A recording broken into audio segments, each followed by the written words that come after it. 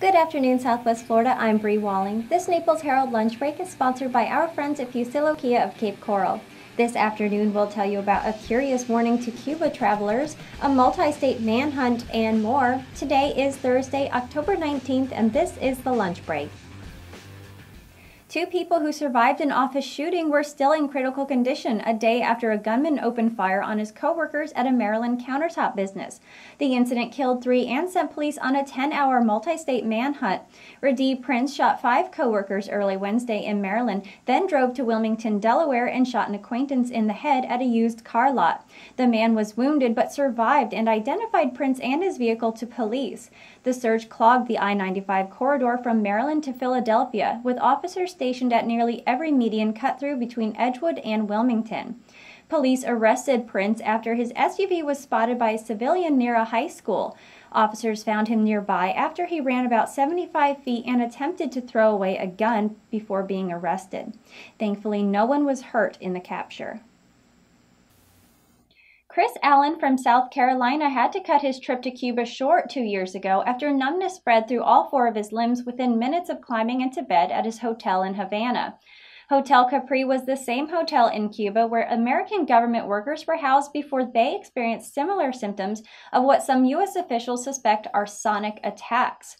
Convinced the incidents must be related, Allen joined a growing list of private U.S. citizens asking the same alarming but unanswerable question: were we victims too?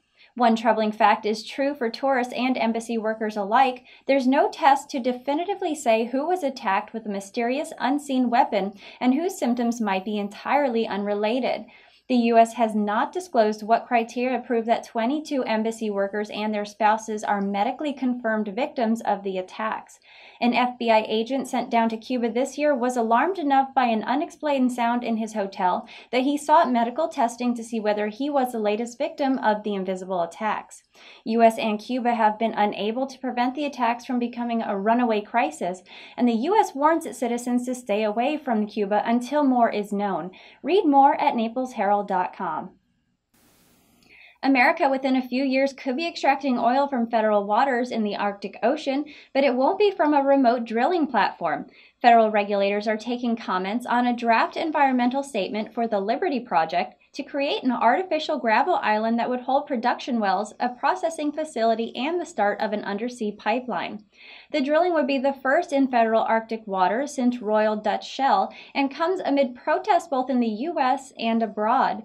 Opponents say Arctic offshore oil should stay in the ground where it won't add greenhouse gases and the melting of sea ice, which could negatively affect the habitat of sea life like the already threatened polar bears. They say spills are inevitable and cannot be cleaned up in icy Arctic water. Supporters like its chances, though. A final decision is in the hands of Interior Secretary Ryan Zinke. President Obama in December signed an executive order designating the bulk of U.S. Arctic Ocean waters off limits to future oil and gas leasing. But Trump in April signed another order aimed at reversing that policy. Read more online. And that was the lunch break for today. I'm Bri Walling. The lunch break airs Monday through Friday at 12 p.m. right here at NaplesHerald.com. And don't forget to check out our morning report that also airs Monday through Friday at 8 a.m. Thank you for watching. We'll see you tomorrow.